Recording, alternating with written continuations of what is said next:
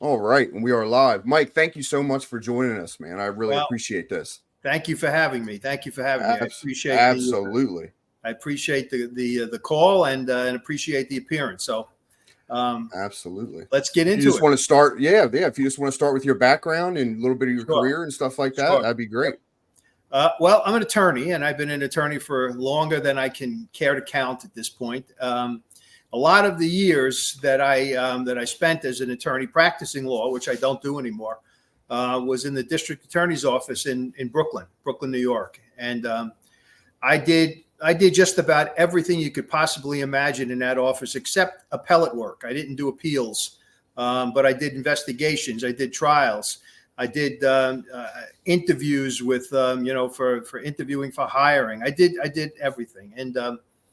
And when I first started there, I was just, a regular line assistant, and which means, you're an entry level person and you do kind of the grunt work in criminal court and the grand jury and things of that nature. And then I started trying cases. I was very lucky. I had met someone on my way up through the office who became the chief of the homicide bureau, and he liked me personally, but he also liked my work, and I got promoted pretty quickly to become an assistant DA in the homicide bureau. I was in the office maybe a year and a half, 2 years, and I started trying murder cases. And I did that for about 7 years. I was promoted before I left the office, just before I left the office, to the deputy chief of the sex crimes bureau. But I decided to leave because a good friend of mine had gotten a position at the New York City Police Department. He was a trial judge in the disciplinary system of the police department. And he knew that they needed a prosecutor, someone to take over their prosecution office. And what we would do is we would do cases against police officers who violated the rules and procedures of the police department. And they were So also, you were like internal affairs? Yeah, I worked with internal affairs. I was the law end of it, and the internal affairs people were the investigators. And Gotcha. And we also did cases where police officers may have actually committed crimes, and the prosecutors in various prosecution offices didn't feel they had enough evidence to take them, to trial. So they would send it back to us, and we would do the trials there. The penalty, the ultimate penalty, was the loss of their job and the loss of their pension. So it was a rather interesting situation. But I got to tell you something, Mike. When I got the job, I had heard that they called it a kangaroo court, where it was the cops were railroaded into convictions, etc. And I knew that was not me. That was not going to be me. I was going to, when I did an investigation, I was going to do it right down the middle and let the chips fall where they may. And I got to tell you, when I first got the job, I got a call almost the first day that I was in the office from the head of the police union. And he said to me, Mike, I knew him kind of tangentially. He said, Mike, it's really good to have you. And I said to myself, wow, usually you want to kind of boot this guy in the ass and send him off a roof. But they wanted me because they knew what my background was, and they knew that I wasn't going to just simply railroad cops into convictions and losses of their jobs. So I had a good 2 years there. And then after 2 years, my partner, who became my law partner, the guy who got me into this job, asked if I wanted to, go out into the world and open up our own law practice. And I did. I did that for, I guess, almost 10 years. So were you guys defense attorneys when you were? Yeah, we were. But you know what? I got to tell you, I did everything. I did the criminal defense. I did civil work. I was an administrative law judge for about 4 or 5 different agencies in New York City. And I also sat on the Civilian Complaint Review Board. I was appointed as a member of that by Ed Koch, who was the mayor. So I did a whole variety of things. And I also did some political work. My then law partner was a guy who had a lot of political connections. He did a lot of political work, and we got involved in campaigns and did some campaigning. And at one point, I guess it must have been about 10 years in, he decided that he was going to do that full time. He wanted to concentrate on the political work and left me. And I did, I guess, about a year by myself, and I did the same work I was doing before. And then I got a call one day from an old friend of mine who I knew from the DA's office when I was there at the beginning of my career, and said, look, we have a new DA. He's looking to do some new things, and we need trial lawyers. Are you interested in coming back to the office? You'll get a raise, etc. And I got to tell you, Mike, I couldn't jump at it quickly enough, because in private practice, no matter how hard you work for your clients, and not all of them, but there are a number of them, they don't necessarily appreciate what you've done for them. You know, they pay you and they think that they own you, you know, and and I'll give you an example. I paid you the money, so I should walk free no matter what I've done. Exactly. I did a case involving two guys who were I'll tell you what they were. They were grave diggers. They worked in a cemetery, and they happened to be in the back seat of a car in Manhattan going to, I guess, to a club or something with some other guys. And the car got stopped by the police. They had broken taillights or whatever. And the police did a search of the car and found a whole load of cocaine under the seat that they were sitting on in the car. So they got arrested for Class A1 felony in New York at that time, carried a life sentence. A life sentence. These guys had no clue that this stuff was there. So they were referred to me, and I tried the case. And in criminal court, in Supreme Court in New York County, Manhattan, and I won. Like they walked out of court free as a bird, and they stiffed me on the fee. They did. Yeah. What? I got a little retainer, and then they stiffed me on the balance of the fee. So I was so angry that I wound up suing them. I sued them. I got a judgment against them and filed it with their employer. And I collected every paycheck. I collected a piece of that paycheck until I was paid in full. So I had clients. I had another guy a cop who was going to lose his job, and I got him off the charges. And he would come into my office, and early in the morning, and he would bring his coffee, and he would open up the packet of sugar get all over the desk and everything. And I would say to him, hey, come on, be careful what you're doing. He goes, are you kidding me? He says, I paid for that desk. I wanted to go across the desk and hit him in the mouth. I said, you paid for shit. Nice. Yeah. So anyway, I had enough of the clients like that. I did some really good work, and I met some really good people. And but it was time. And I got this call to come back to the DA's office. And I did. I went back, and I was given to try a really big case, a case that was important to the DA, and it was the killing of a young woman who was using one of the bridges in New York for exercise on Sunday morning. She was a Hasidic Jewish girl, and she was set upon by a junkie he thought she had a lot of money, robbed her. She didn't have any money on her because she was just exercising, and he dragged her to a very desolate part of the bridge and strangled her with her own scarf, killed her. Then for no reason. He was pissed off at her for not having money. Then he took her clothes off. She laid there naked. He violated her with his hands to make it look like a sexual assault. It gets worse. That night, he and another friend came back to the body that was hidden on the bridge and doused it with gasoline and burnt the entire body, all of her clothes and everything. So when I tried the case, what was left of this little girl I shouldn't say little girl. She was about a 13-year-old teenager. But what was left of her was a shoe, one of her shoes, and her bra clasp. Identified her through her teeth. But that was all that was left of her. And when I summed up to the jury, I basically said that. I said, this is what we have left of her. She couldn't, go to a graduation. She would never get married. She would never push a carriage through the streets of Williamsburg because of what this guy did. He took everything from her and her family. And all we have left is a bra clasp, and I put it right on the jury rail, right in front of the jury, and a shoe. And I put that there. And I sat down. The guy was convicted in about, an hour. And this is how bad he was, He had a friend, a very, very good friend, an older guy who used to take care of him. He was a junkie, this guy. And every time he needed money or needed help with something, he'd go to his friend, and his friend would either feed him, let him stay in his apartment, give him money.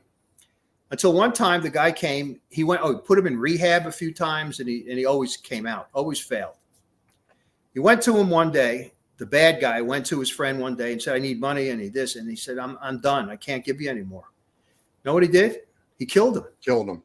Killed him in his apartment, stole his wallet, and began using his credit cards all over Brooklyn.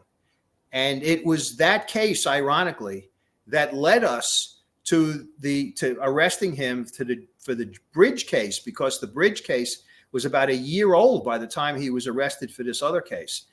And this kind of sets up what I'm about to tell you. And when I tried the Bridge case, it was so horrific. I mean, so horrific. Every day, her friends from her high school and from her grammar school were in the courtroom and watched the whole trial. And I would use, I during the summation, I told the jury, look, this is who she was, because obviously in a murder case, the dead person's not in the courtroom. So you have to somehow humanize them, so to speak, or make them real to the jury. And I said it was as if Satan had come to Brooklyn. This was how bad it was. I mean, think about this. Think about what he did to that young woman for no reason at all. And then think about what he did to a guy who basically was saving his life by giving him money and feeding him, etc. He killed them both. So that idea about Satan coming to Brooklyn kind of stuck in my head, and it was always in there. I went on to another 20 years in the DA's office, and I got promoted from homicide. I was the head of homicide, the head of trials, and then I became the chief of the rackets division just before 9/11, and stayed there until I retired in 2013 because my boss lost the election. So I have tried basically every kind of case that you could possibly imagine, from the lowest thing you could imagine to the worst thing you can imagine, and everything in between. And I did cases involving the mob, and did cases involving this dentist who maybe we'll talk about at some point down the road. Absolutely. I investigated 2 cops who were on the mob payroll, killing people. They were, involved in kind of giving information to these mobsters about who was ratting on who, and the mobsters would then kill these guys. So I did a case like that. I did a corrupt FBI agent, retired FBI agent. So I've done a lot. Was that the Vecchio? Well, you said it. Yes, that's who it was. Oh, yeah. Well, sorry. I did. Yeah. No. That's okay. I had to dismiss. I didn't realize that was you that arrested him. Oh yeah, that was me. The feds arrested him. Yeah. 4. No. That was me. 4. Wow. 4 murders. I indicted him for. And because he was working with. Wasn't he working with Scarpa? Scarpa. Yeah.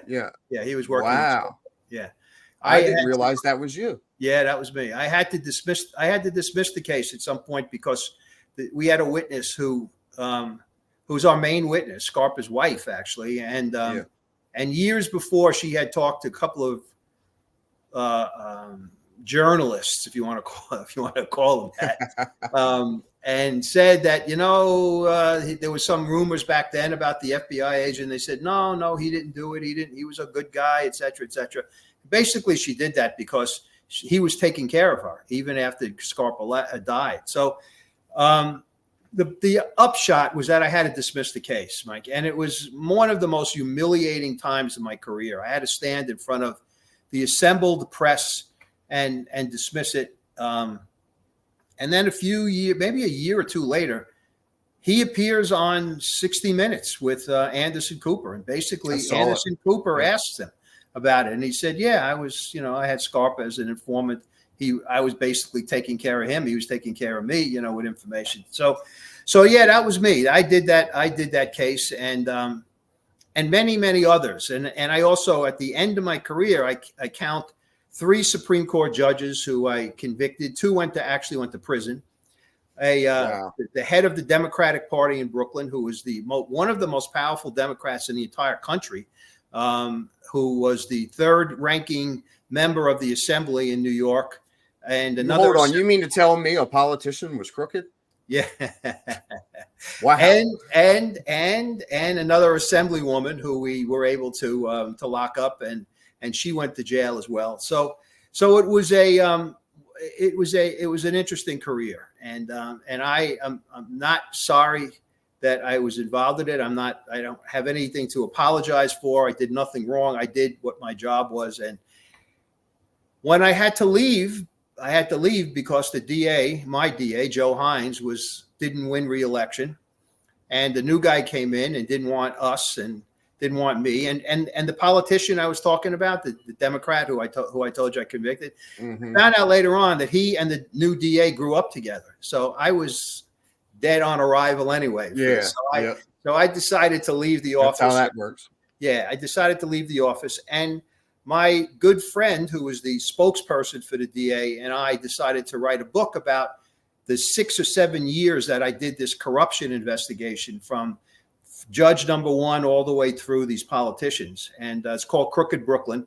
And it was the second book I did, because we did one, myself and a detective who did the Mafia Cops case. We also did a book earlier called Friends of the Family. So once I got into this whole thing about writing books, and Crooked Brooklyn's a memoir, and I did it all about, my cases. Then we were able to kind of attract other people. I got another case involving a federal agent who was a guy who found doctors and nurses who were killing veterans in veterans hospitals, and we did a book about him.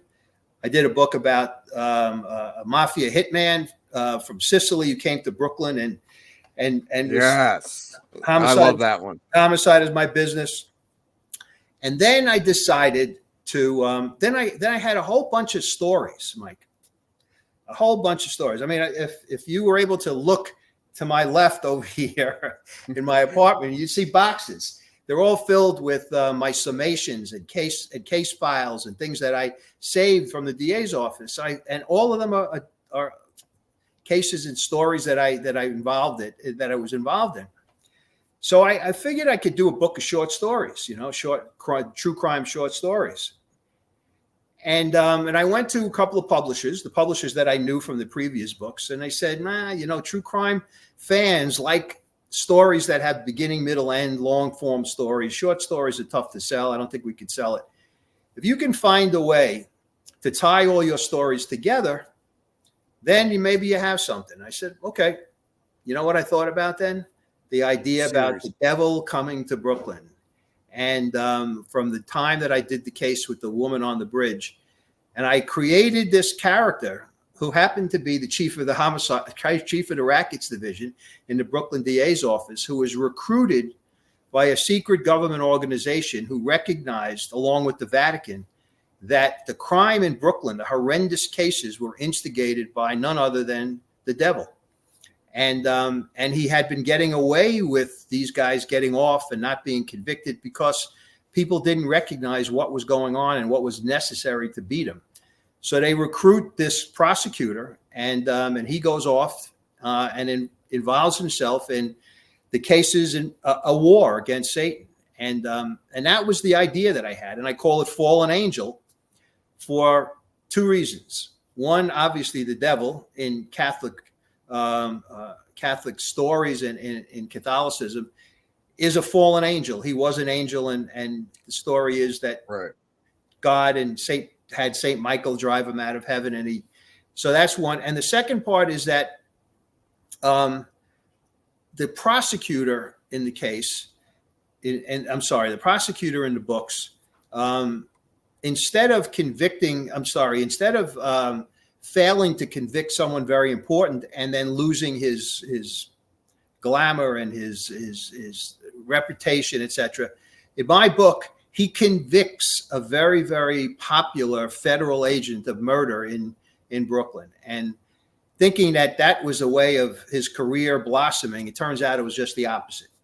He's hated because the federal agent was loved by everybody, and although he was a murderer, so the prosecutor is recruited by this secret organization and to do this work and involve himself in a war against Satan. And the books are called Fallen Angel. I just finished the third in the series. I was able to sell the idea to a publisher. And when I talked to her about it, she said, Mike, I love it. And I don't want you to do just one book. I want you to do a series. I want this to be something that, that continues. And I just turned in about a week and a half ago, book 3 of the series. And I'm going to do book 4 at some point down the road, but I'm doing something else in between. Yeah. Congratulations. Thank you. Thank you. So that's my the kind of the Cliff Notes version of my career. Right. But I'd be happy to to answer any questions you have or discuss whatever else you want. No, that's all. You have such a wild career, and that's kind of how I found you. I was so intrigued. Your job has to be so cool. I mean, if you like true crime in any way, I mean, you never know what your job's going to give you.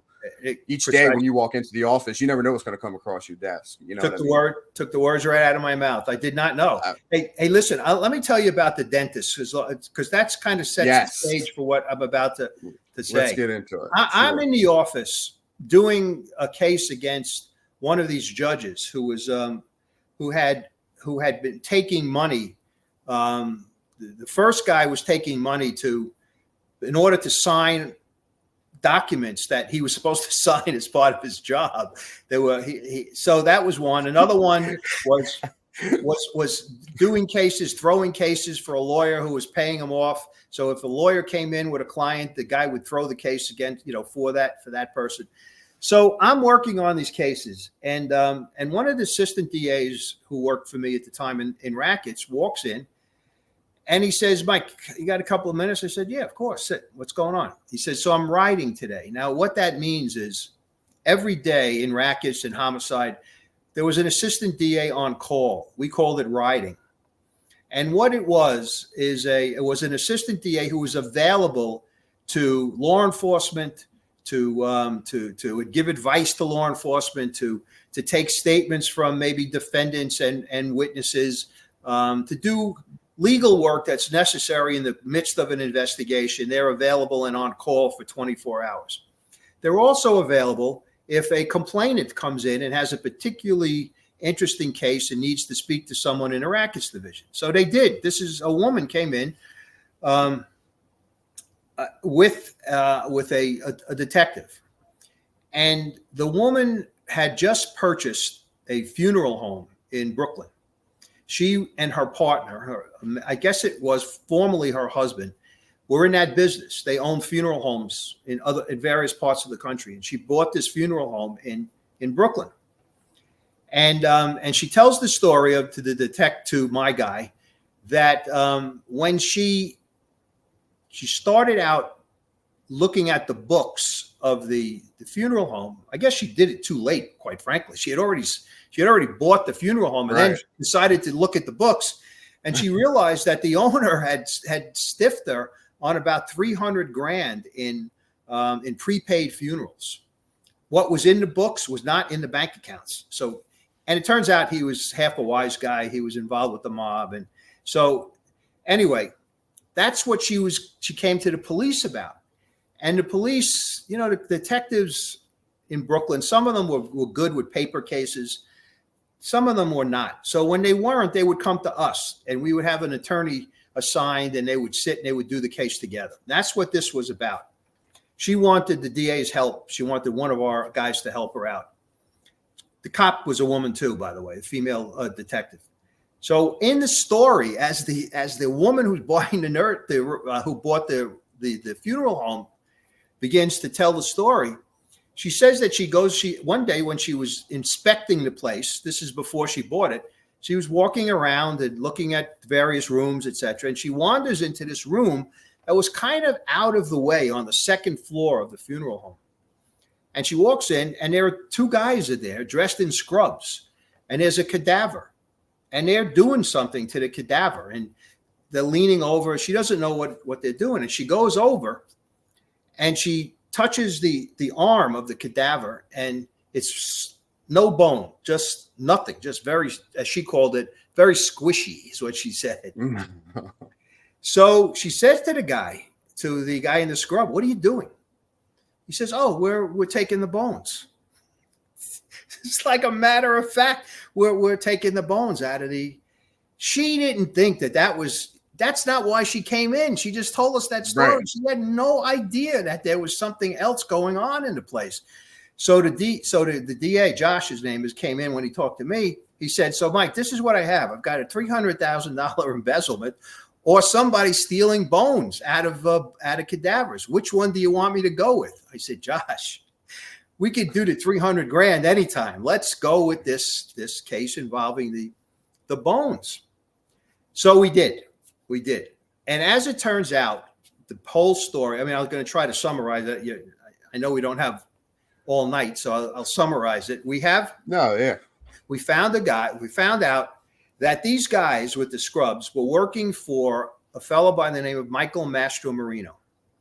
And Mastromarino was a brilliant dental surgeon. He was born and raised in Brooklyn.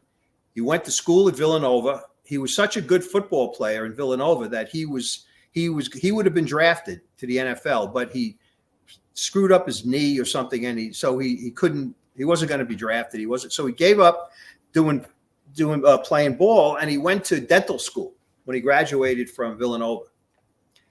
And he became such a wonderful dental surgeon that he was writing like textbooks and wrote books that other dentists were referring to. That's how good he was. Became a millionaire. Lived in Fort Lee, New Jersey. Had his practice there and elsewhere. The problem was Mr. Mastromarino became addicted to Demerol, one of the things that was used in the anesthesia process of his clients. Goodness. And he had two incidents. One, a schedule of a surgery was, surgery was scheduled, let's say 2:00. Well, 2:00 came, everybody is set up, no Mastromarino. Where is he? He's in the office somewhere. I think a nurse or somebody went into the office. He's on the floor of his office, out cold. He had taken Demerol and passed out, etc. He got suspended. He didn't lose his license at that point. Went back after his suspension was over, and this is what did him in. He didn't stop using the drugs.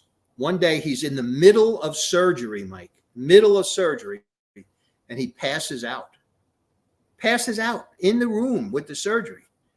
Why? He was totally addicted and passed out from taking the Demerol. That was it. He lost his license.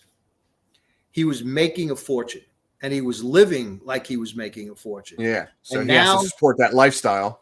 Right. And now he had no income. So he knew from, I don't know if you've ever had a dental implant or tooth implanted, or if you have, or you haven't, I'll tell you, because I have. If you have strong bone in your jaw, you can put the implant into that bone, and ultimately it will heal. If you don't have a strong enough bone, they take out a piece of that bone and they transplant a piece of bone into your mouth, and bone knits. And after it knits and it becomes solid again, you can then put the implant in. So he knew that, but he also knew that finding bone was not a very easy thing. There was always a need to have bone ready for dentists. And then there are other transplants that bone is transplanted into people's body. And he knew that it was the kind of thing that was not necessarily like you can't go to Walmart and buy, bones on the shelf. You go to these various processing companies that are down south for the most part and get the bone from them, but they're always looking for more.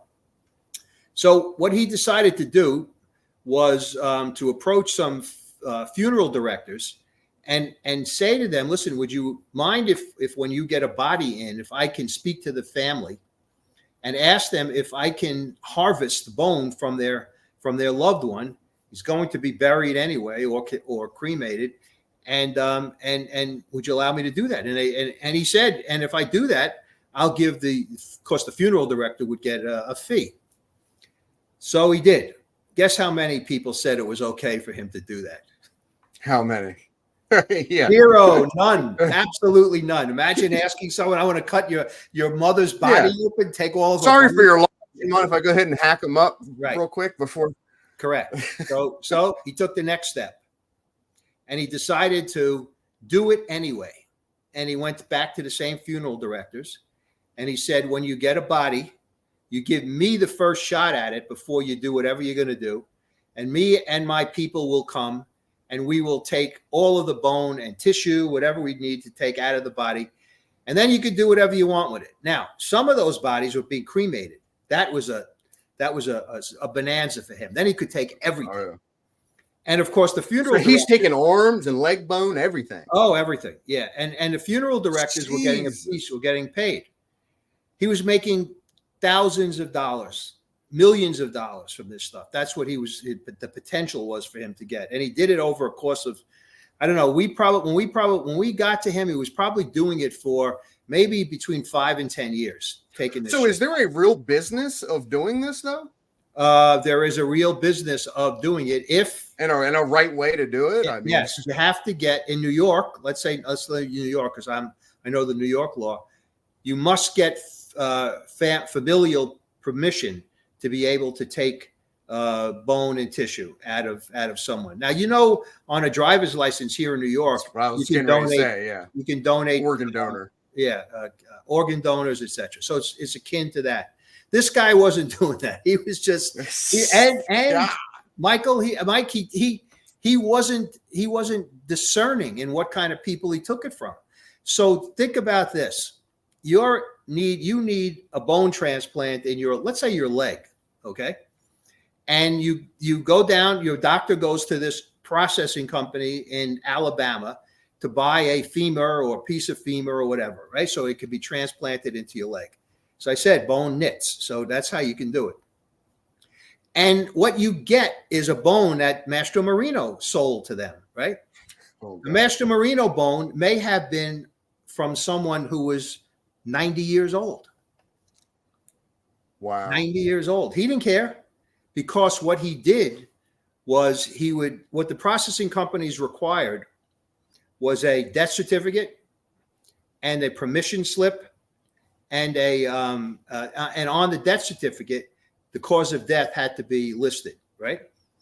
Yeah, God forbid if they had some disease, Oh, that's where I'm getting at. He also didn't care if they died of HIV or died of hepatitis or died of some communicable disease. No, it didn't make a difference, because what he did was he forged the death certificates, he forged the permission slips, and he forged one other thing.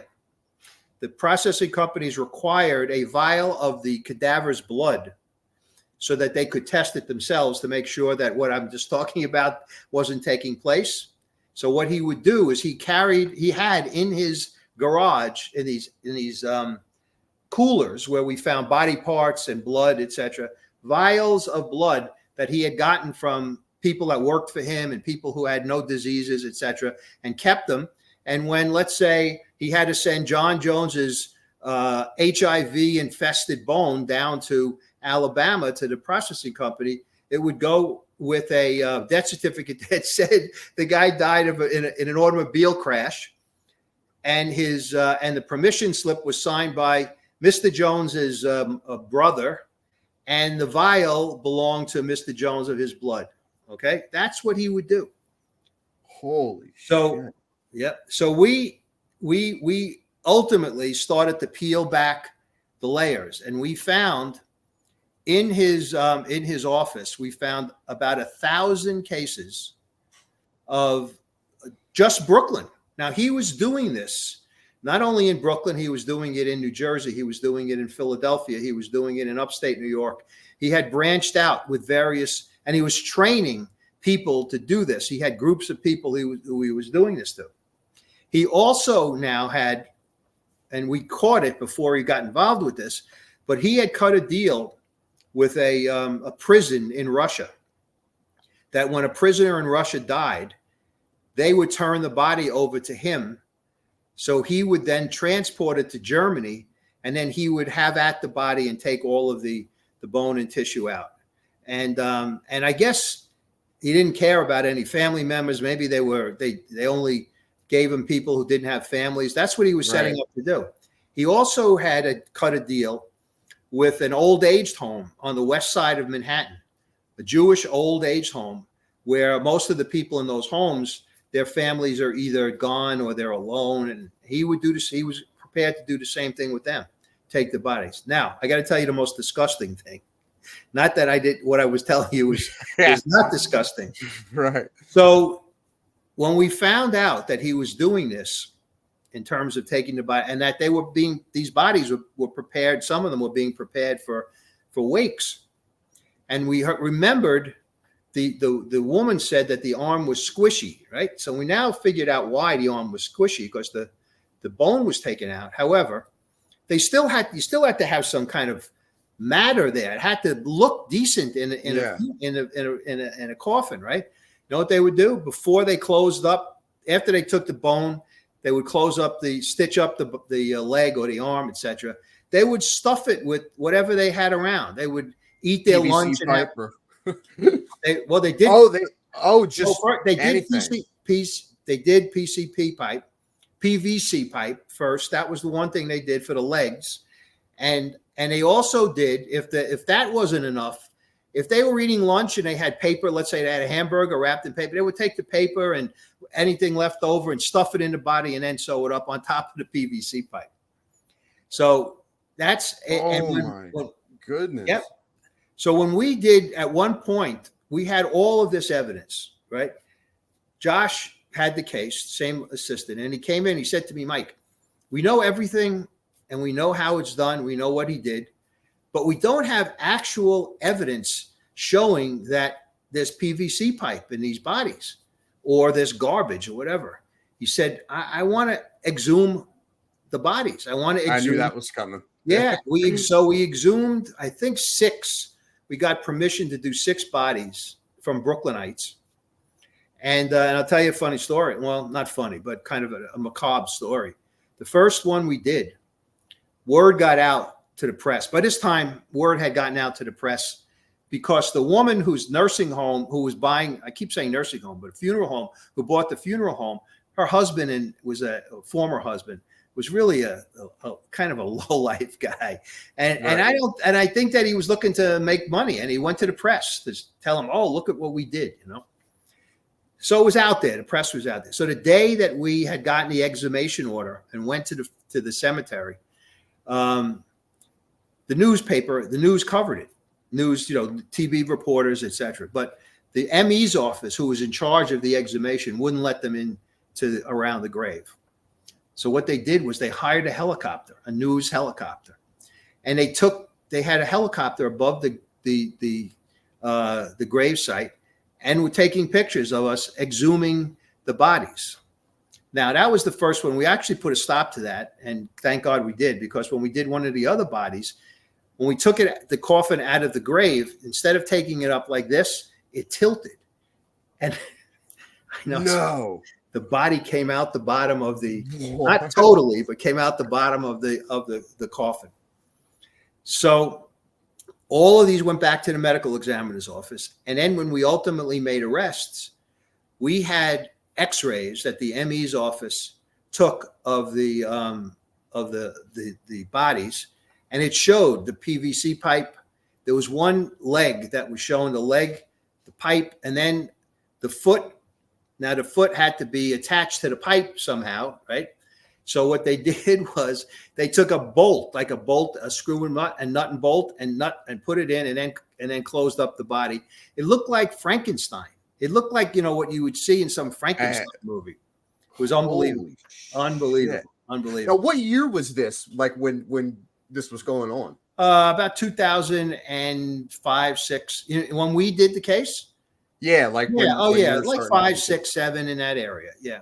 So wow. It took us about I guess from beginning to end, it took us a year, maybe 2 years to do the whole thing.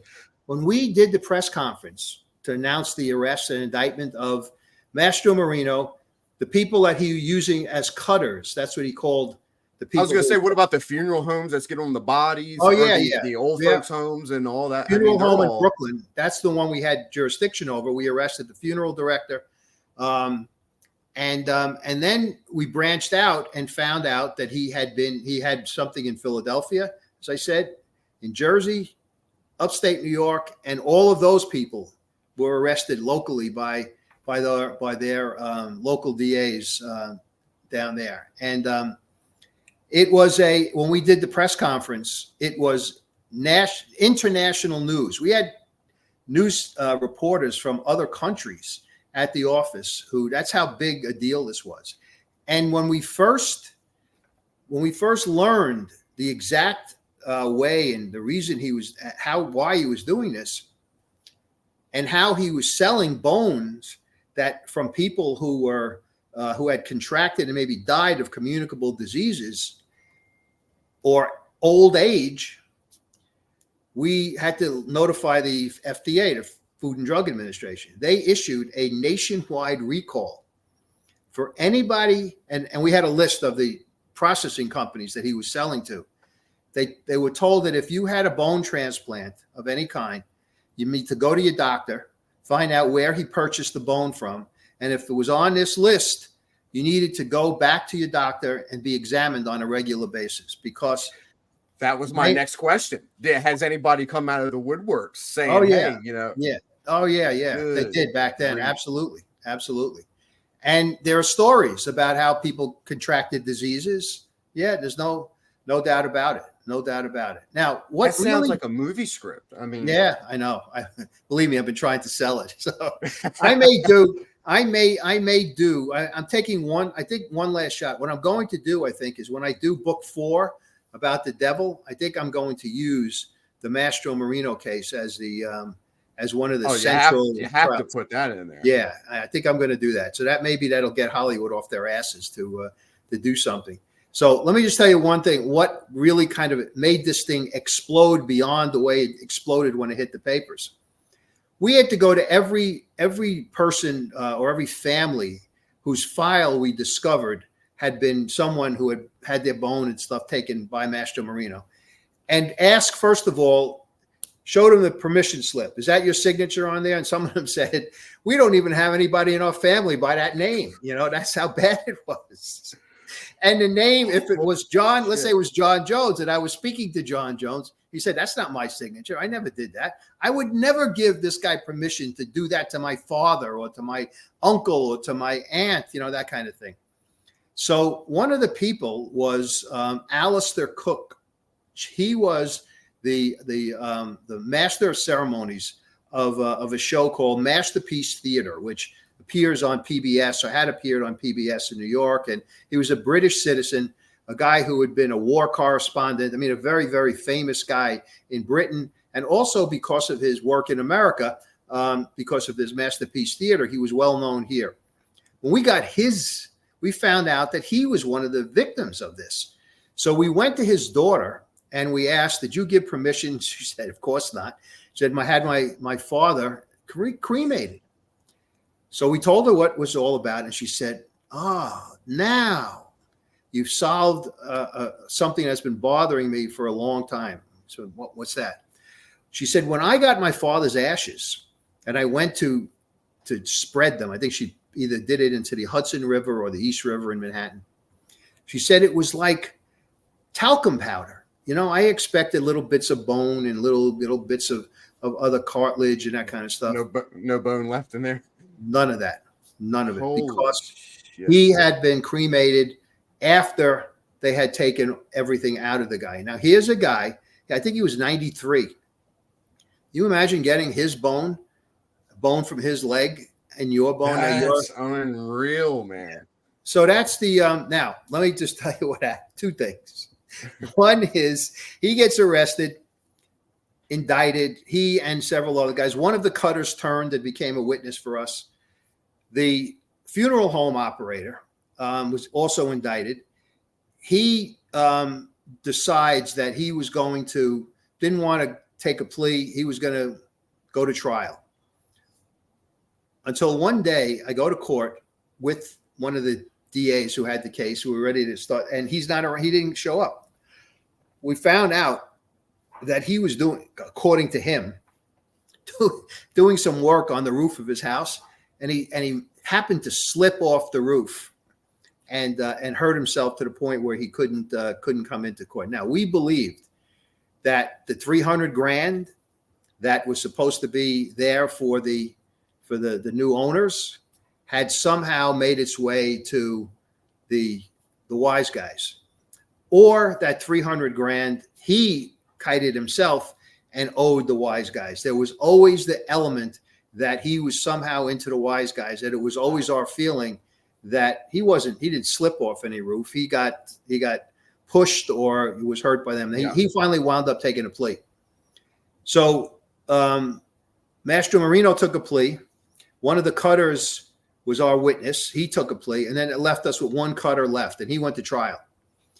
But after everything was over and Mastro Marino was sentenced, he was sentenced to 64 years, I think. I think it was, or 53 years, something of that nature. So that's a life sentence for him. Yeah. Right? Oh, yeah. He was probably in his 50s at that point.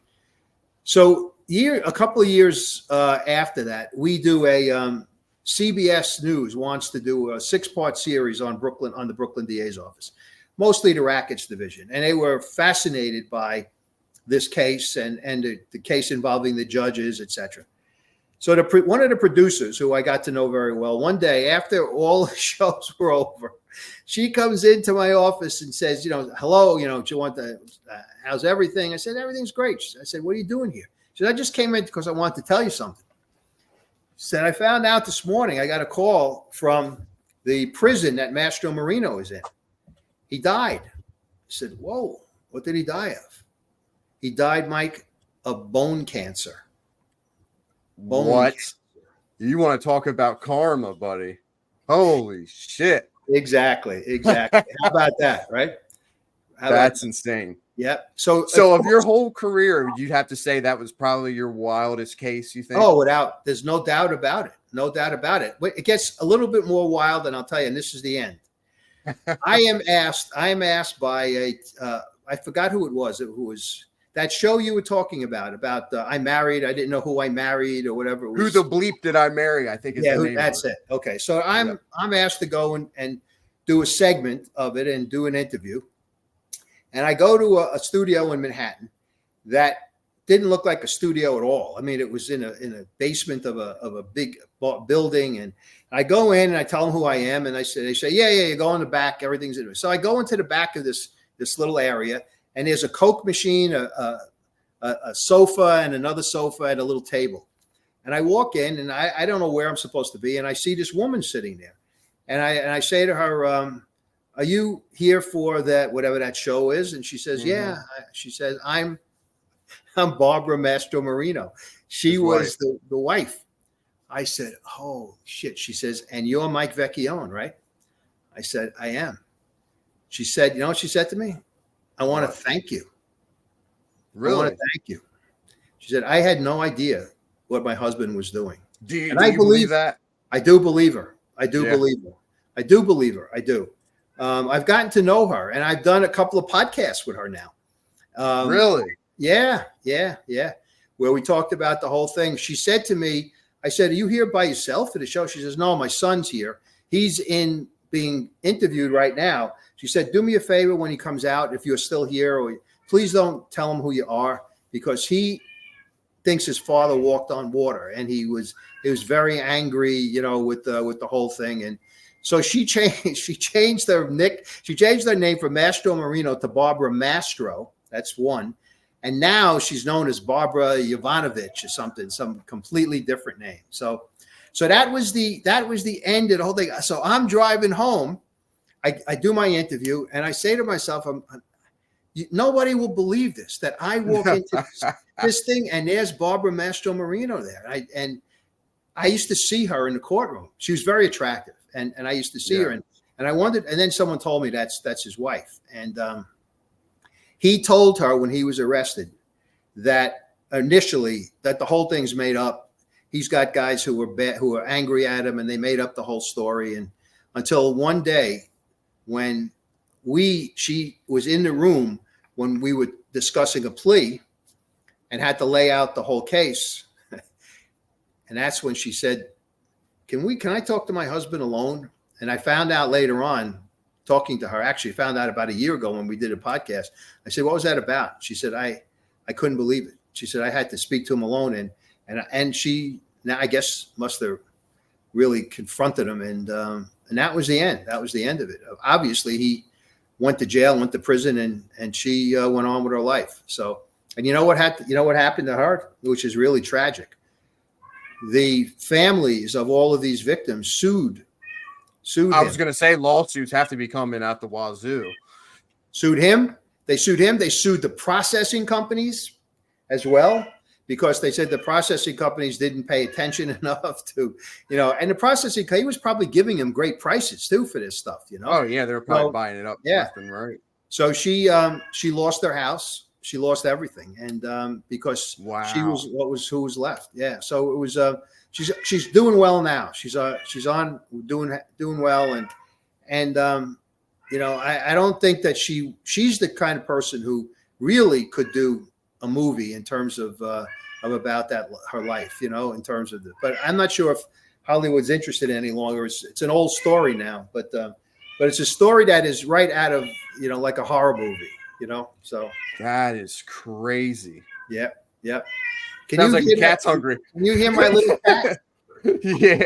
Yeah, she's because we're not paying attention to her, so she's got to get our attention. So sorry.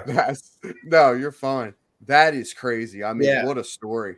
It was unbelievable. It was unbelievable. Unbelievable. I got to tell you, Mike, in the middle of the case, when everything broke and we were getting ready to indict the guy, his lawyer calls me and says, no, I guess we indicted him already.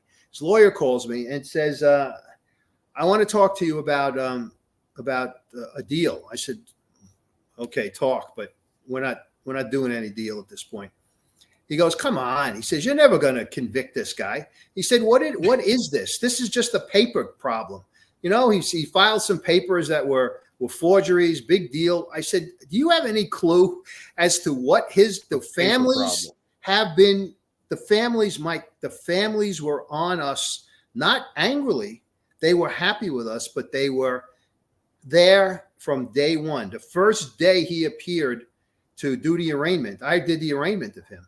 And I called it medical terrorism. That's what I did. And they never forgot that. They were there every single time the case was on the calendar, filled the courtroom with family members. They said, you really think that a jury in Brooklyn is going to think that this guy is going to walk this guy out of court after they hear what he has done to people and to loved ones and taken stuff out of their bodies for profit?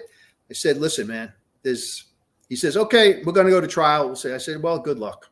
And of course, he never did. He got a new lawyer, by the way, and a new lawyer negotiated the deal, but he never made it out of prison anyway. So said, one of the guys, this interesting, another strange bedfellows kind of thing. The guy who was an informant for us, one of the cutters, who turned and got a little bit of a deal. Not because we didn't want him to get a better deal, but the judge had no mercy for the guy.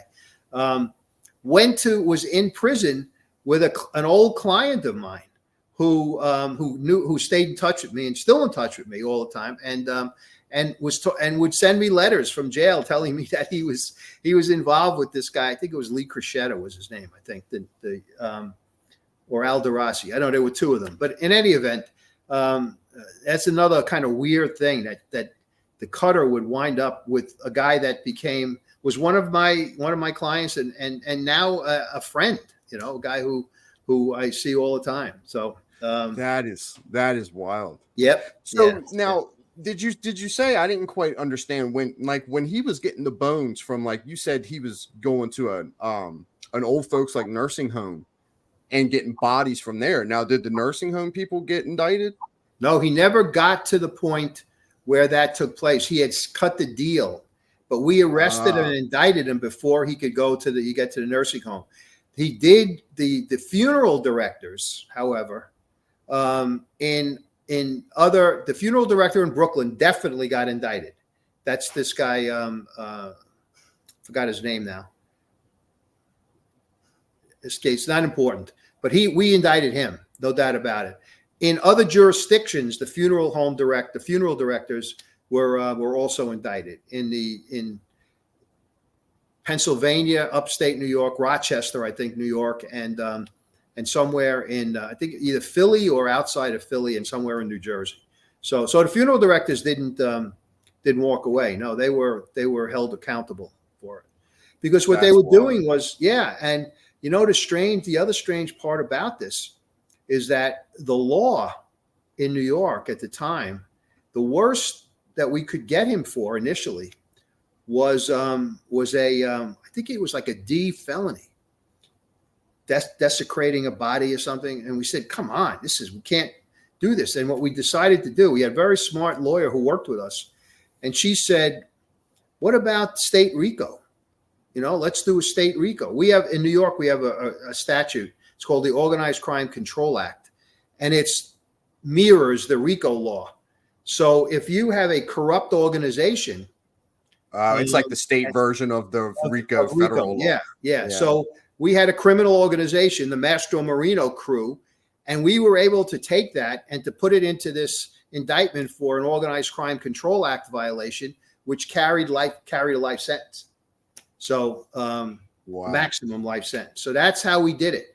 Otherwise, this guy would have gotten away with doing this to all of these people and not having, with basically a slap on the wrist. But thank God we had a smart attorney working with us in terms of the appellate. So if that lady never walked up in that room that day and saw those people cutting on that body, we never would have known about this.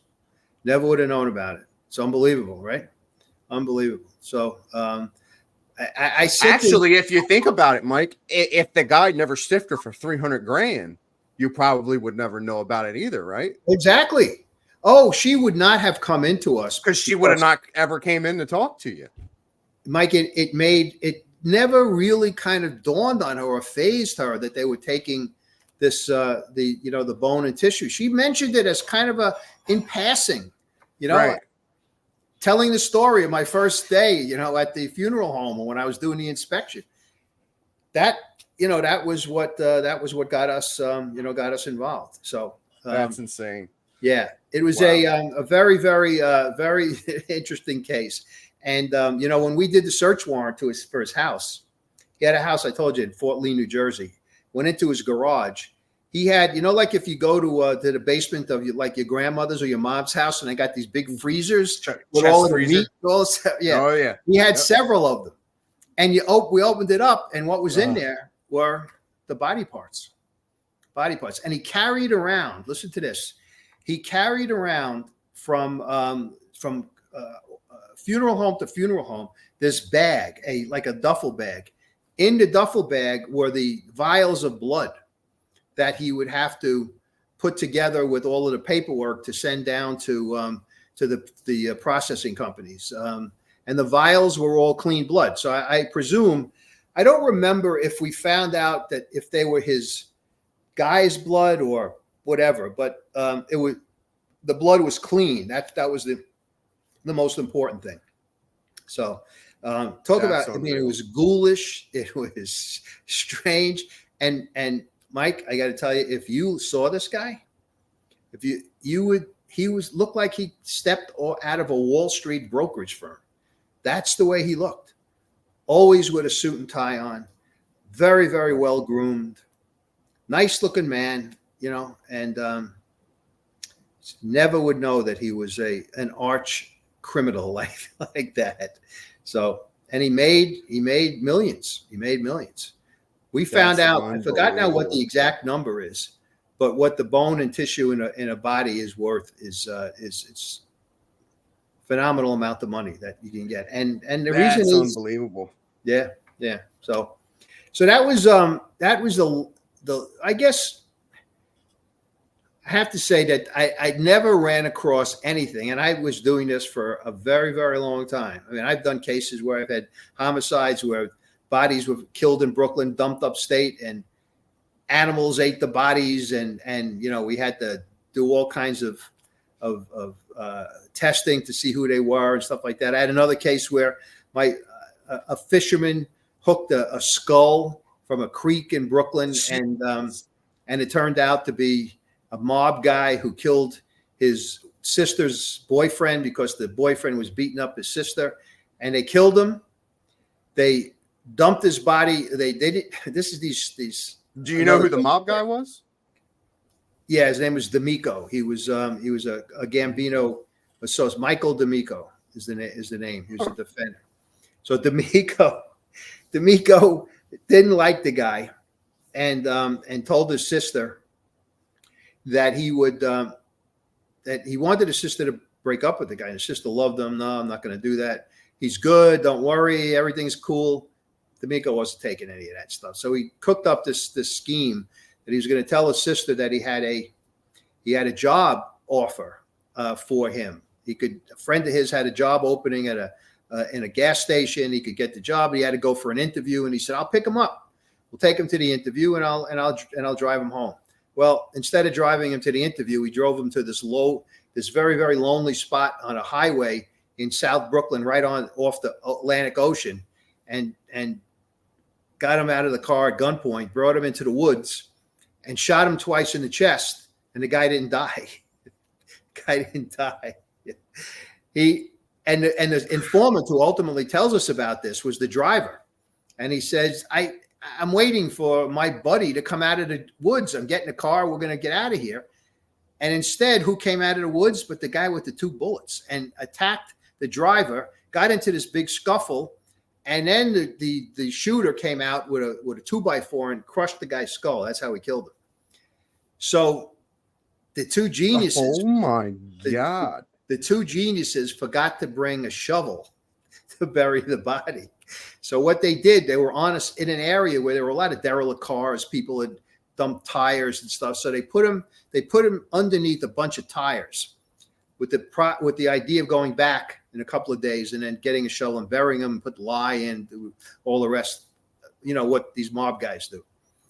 They forgot about it. They went back a month later, looked at took the tires off. Now there was maggots and all kinds of stuff. They said, "The hell with this." They put the tires back.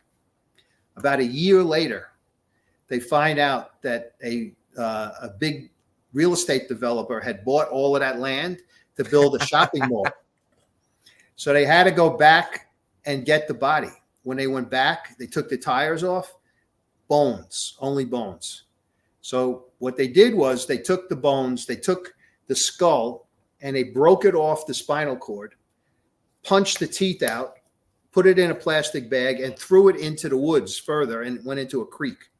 They then took the other bones, put it in a bunch of different garbage bags, put them in his car, drove it into a section of Brooklyn, and dumped it into various dumpsters.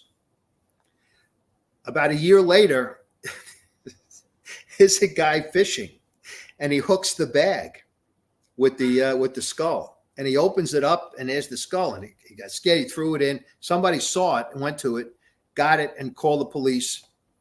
At that time, no one could figure out who it was. They didn't have any idea, and so it was buried in Potter's Field until this informant gets arrested for gun trafficking, and he tells decides he doesn't want to go to jail. Tells an FBI agent, "Hey, I got this information." He calls my buddy Tommy, and is that Tommy Dade? Tommy Dade's, yeah. Yeah, I've seen some interviews with him. He's right. So Tommy comes to me, and we do this case. And what he was very smart. What he said was, the way that we'll figure out who this is, he says, "I know who it is, but the way that we have to prove it is, let me see if he had been in any kind, if he was in prison, A, and the guy had been in prison, and B, if he had any dental work when he was in prison. The guy only knocked out the front teeth. The back teeth was still in. So we were able to, he did have dental work. We were able to get a forensic dentist to match up the work to what was in the skull, and we got an ID. Tommy was able to find his brother, and his brother basically said, "Are you kidding? After all these years?" He said, "I've been looking. My brother never showed up. I figured he was dead." So he told us that the day that his brother went missing, he calls the girlfriend and speaks to the bad guy, the brother, and says, "You drop my brother off at, you're supposed to drop him off after the interview. He said, I did. I dropped him off in another section of Brooklyn. He was okay. He's fine. All on tape. So now we added, that's a great piece of evidence because now we put the two of them together. So with the skull, with the girlfriend, all of this, we had enough to get an indictment, and I did. And this guy was smart. Instead of going to trial, he took a plea. Right. So I had the case. I'm chief of rackets at the time, and his young assistant DA working for the first time had never done a case like this before. She was working with me, and I said, when we go over for the sentencing, you do the sentencing. It's a matter of standing up and just telling the judge, reminding the judge what the sentence is, etc. Right? So she does. About 2 weeks later, I'm in my office working on these judge cases, still working on those things. I get a call, and it's a detective from the DA from the office, and he says to me, "This is exactly what he said, Mike." He said, "Mike," I said, "Yep. What's up?" He said, "There's somebody up here who says that there's a guy out there who wants to kill you." I said, "Are you kidding me? Me?" He goes, "Yeah. Come on up." I go up, and I see this mopey guy sitting in a chair. And he was there as an informant on some other case. And in the discussion said that, tells my detective friend that there's a guy in jail, D'Amico, who has a contract out on a guy named Vecchione. So so I go up, I sit down, and George says to him, that's the detective, says, "Tell this guy what you just told me." And he just repeats what I just said. I said, "I'm Vecchione." He goes, "Really?" He said, "Well, Michael D'Amico wants you dead. In fact, I was going to take the contract." The guy tells me I was going to take the contract. I needed the money. But then when I found out you were a prosecutor, I told him no. But he has other guys who are what year was this? This was probably 2005, 2004. Oh, wow. 2005. So that's kind of late for it because usually the mob hasn't been doing too many murders. Yeah. In the 2000s, So what happened is we needed to get enough information on this guy. We wired up the informant and send him into the jail. It was a real pain in the ass because the guards wanted to be there, and it was just a mess. So we never really got a good enough tape, but we did check his visitors logs, and there were two guys who were visitors who we did some background checks on. And they were guys who had done intimidation of witnesses. They were arrested for intimidating witnesses, for assaults, etc. So those were the two guys who were supposed to take the money to kill me. So the DA at that point went absolutely nuts and had me. Now I had bodyguards with me for, I can't tell you, Mike, for a month. On my father, on my sons, we had to hide their license plate numbers, and they basically. I was living with these bodyguards for a while. Holy shit. Yeah. So things calmed down. What happened was the informant finally calls us back. He had gotten out, and he calls George, and he says to George, that whole thing is done. He said, "What are you talking about?" He said, "D'Amico doesn't want to do it anymore. He went upstate, told me that to forget about it." He said, because he doesn't need the hassle. He's going to do his time, and that's going to be the end of it. So that was it, right? We think. About 3 weeks later, I had divorced, and at the time I was living with my dad in his house, in my old rooms in his house on the second floor, and of his house. And I was in the midst of all of these cases: the mafia cops case, the cases with the judges, the cases with this politician, all mutts, every one of them. So I go to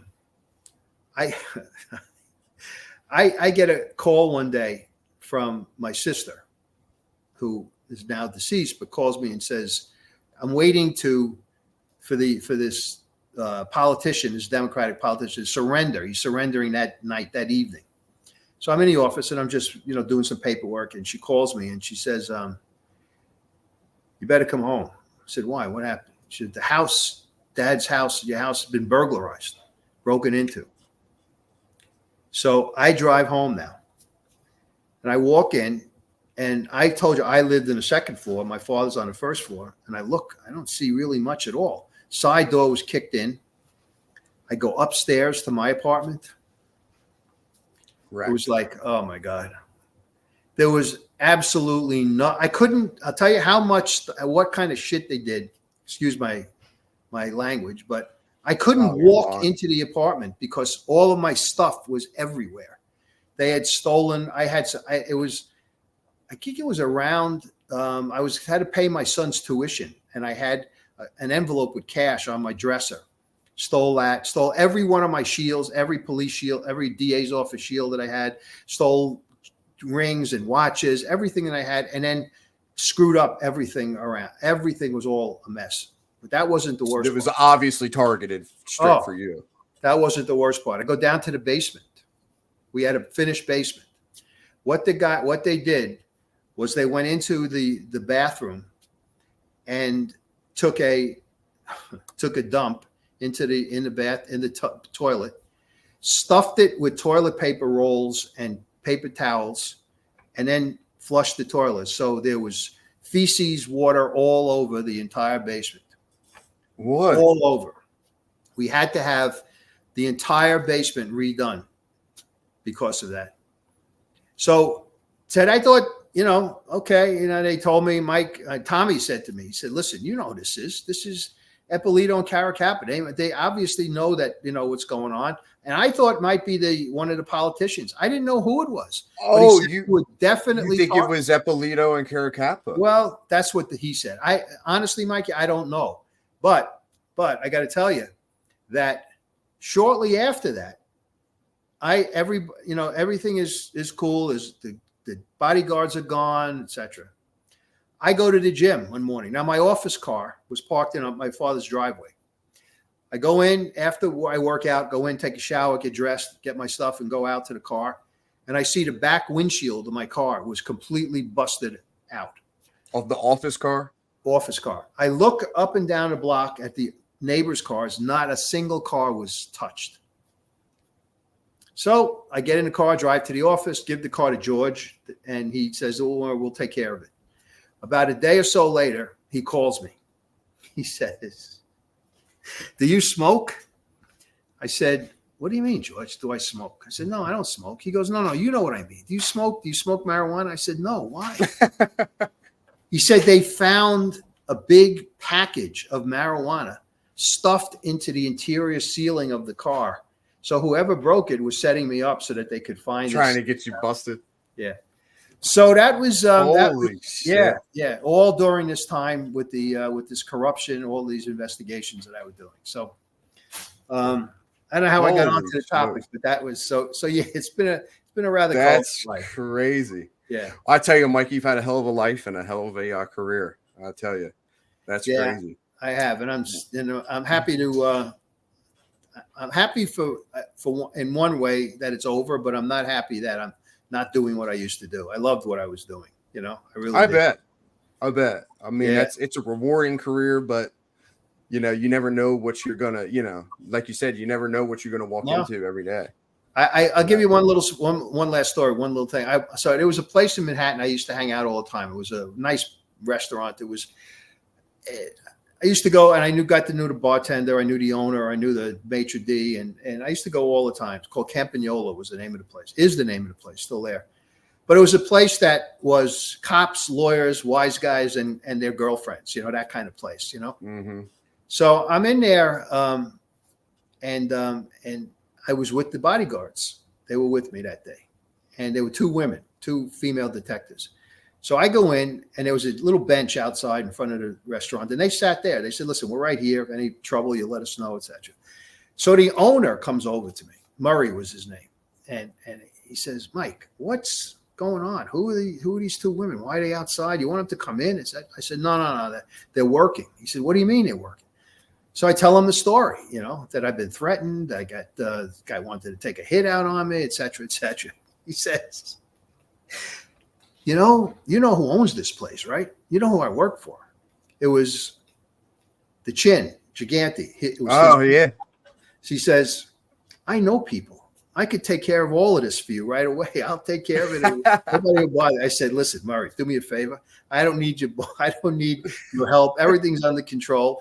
That's what he wanted to do. He wanted to go to Gigante and get somebody to kind of step in and take care of D'Amico so he wouldn't have the problem. So anyway, that's funny. Yeah. So that's it.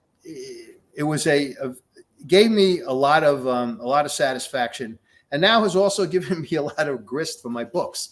So so the novels with the Fallen Angel novels, all of the crimes that the devil instigates, the cases that I did, so I just put a little twist on them, and like the Murder on the Bridge is a perfect one, and I use that in the book, and just about. I still have more cases that I can do, but that's where I get my all the devil's instigated crimes come from right here. They're mine. Yeah, so. That's amazing. That's great, man. Yeah. Well, Mike, I appreciate everything, man. I really do, and I would love to have you back for a second or third interview because I would like to dive into the mob cops and Luigi. Anytime, Mike. Anytime. Just give me a holler. I'm around. I'm starting to write another book, which is also another interesting book about a detective friend of mine who I worked on a big case with involving the death of two cops, and he a guy who was a street cop, a tough street cop, retired, became an investigator, a private investigator, and then was recruited to become a prison minister. So he began a career of ministering to the type of people that he was locking up in his career, and what he did for these guys in terms of his ministry is a remarkable story. So that I'm starting that book right now. It's called Hard Guys Cry, and I love it. Yeah, that's awesome. So Mike, I'll be happy to come back anytime. Man, thank you so much. I tell you, I really appreciate it.